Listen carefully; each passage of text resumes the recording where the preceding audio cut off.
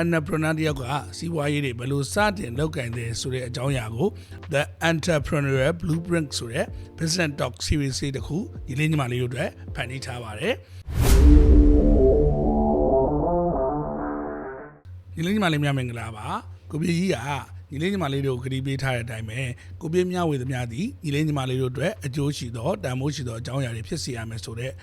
ရည်ရွယ်ချက်နဲ့ကိုမြေသည်ခု The Entrepreneurial Blueprint ဆိုတဲ့ Business Talk Series တစ်ခုညီလေးညီမလေးတို့အတွက်ဖန်တီးထားပါတယ်အဲ့ထဲမှာ entrepreneur တယောက်ကစီးပွားရေးတွေဘယ်လိုစတင်လုပ်ကိုင်တယ်ဆိုတဲ့အကြောင်းအရာကိုအဓိကပြောပြပေးသွားမှာဖြစ်ပါတယ်အဲ့ထဲမှာဆိုရင် entrepreneur တယောက်ဆိုတာဘာလဲဆိုတာနဲ့စတင်ပြီးတော့နောက်ဆုံးနေ့ကိုတို့စီးပွားရေး business တွေ launch ဖြစ်ပြီးတော့ grow ဖြစ်တဲ့အထိကို episode 10ခုနဲ့ရှင်းရှင်းလင်းလင်းဖြစ်အောင်ပြောပြပေးသွားမှာဖြစ်ပါတယ် episode 1မှာဆိုရင် entrepreneur တယောက်ဆိုတာဘာလဲ entrepreneur တယောက်ထားရှိရမယ် mindset ဆိုတာဘယ်လိုလဲဆိုတာမျိုးတွေကိုပြည့်ရှင်းပြသွားပါမယ် episode 2မှာဆိုရင်တော့ကိုပြည့်တို့စီးပွားရေး idea တွေဘယ်လိုထုတ်ကြမလဲစီးပွားရေးကိုဘယ်လိုတွေးခေါ်ကြမလဲဆိုတဲ့အကြောင်းအရာတွေကိုမျှဝေပေးသွားပါမယ် episode 3မှာဆိုရင်တော့ကိုပြည့်တို့စဉ်းစားလို့ထွက်လာတဲ့ idea တွေကတကယ်အလုပ်ဖြစ်ပါမလားတကယ်လောကကြီးမှာသုံးဝင်တဲ့ဟာတွေဖြစ်ပါမလားဆိုတဲ့ကိစ္စတွေကိုဘယ်လိုတွေးခေါ်ကြမယ်ဆုံးဖြတ်ကြမယ်ဆိုတဲ့အပိုင်းကိုရှင်းပြပေးမှာပါ episode 4မှာဆိုရင်တော့ကိုပြည့်တို့ idea တော့ရပြီ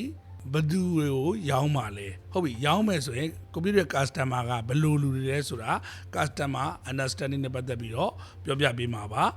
episode 5မှာဆိုရင်တော့စီးပွားရေးအတွက်အကြံဉာဏ်တွေဘယ်လို design ဆွဲကြမလဲဘယ်လို product တွေ design ဆွဲကြမလဲဆိုတဲ့အပိုင်းနဲ့ပတ်သက်ပြီးတော့အသေးစိတ်ဆွေးနွေးသွားပါမယ်ဒါပြင် episode 6မှာဆိုရင်တော့ကွန်ပျူတာဈေးနှုန်းသက်မှတ်ခြင်းတွေကုန်ကျစရိတ်တွက်ချက်ခြင်းတွေနဲ့ပတ်သက်တဲ့အကြောင်းအရာတွေကိုကိုပြပြောပြသွားပါမယ် episode 7မှာဆိုရင်ကိုပြတို့ business တကယ်လုပ်တော့မယ်ဆိုရင် business လုပ်ဖို့အတွက်ကိုဘေးအရာတွေအရင်ဆုံးချရရမယ်ဘယ်လိုမျိုးတွေ blueprint ထားရမယ်ဆိုတဲ့ကိစ္စလေးကိုကိုပြဆွေးနွေးပေးမယ် episode 8မှာဆိုရင်လုပ်ငန်းတစ်ခုစတဲ့ level speed ဆိုတာနဲ့ကိုပြတို့ရဲ့ brand တွေဘယ်လိုလုပ်မှာလဲရောင်း promotion တွေဘယ်လိုလုပ်မှာလဲအဲ့ကိစ္စနဲ့ပတ်သက်ပြီးတော့ episode 8မှာအသေးစိတ်ဆွေးနွေးပေးသွားပါမယ် episode 9မှာဆိုရင်တော့ကိုပြတို့လုပ်ငန်းတွေအောင်မြင်ဖို့အတွက် daily routine မှာဘာတွေသုံးရမလဲ SOP တွေဘယ်လိုရေးရမလဲဆိုတဲ့ကိစ္စတွေနဲ့ပတ်သက်ပြီးတော့ကိုပြပြောပြပေးသွားပါမယ် episode 10ကတော့ကိုပြတို့လုပ်ငန်းတွေဘယ်လိုရည်ရှိအောင်မြင်အောင်ဘယ်လိုထိန်းသိမ်းမယ်ဘယ်လိုမျိုးဒီပညာကူညီနေနဲ့တိုးတက်အောင်လုပ်မယ်ဆိုတဲ့အပိုင်းတွေနဲ့ပတ်သက်ပြီးတော့ပြောပြပေးသွားမှာပါအဲ့တော့ကိုပြရဲ့ The Entrepreneur Blueprint Series လေးကိုနားထောင်ကြနေဆိုရင်တော့ channel လေးကို like နဲ့ subscribe လုပ်ထားပေးပါဦးညီလေးညီမလေးတို့အတွက်အကျိုးရှိစေသောတန်ဖိုးရှိစေသောအကြောင်းအရာတွေအများနဲ့မျှဝေပေးမယ်ကျွန်တော်အောင်ပြပါ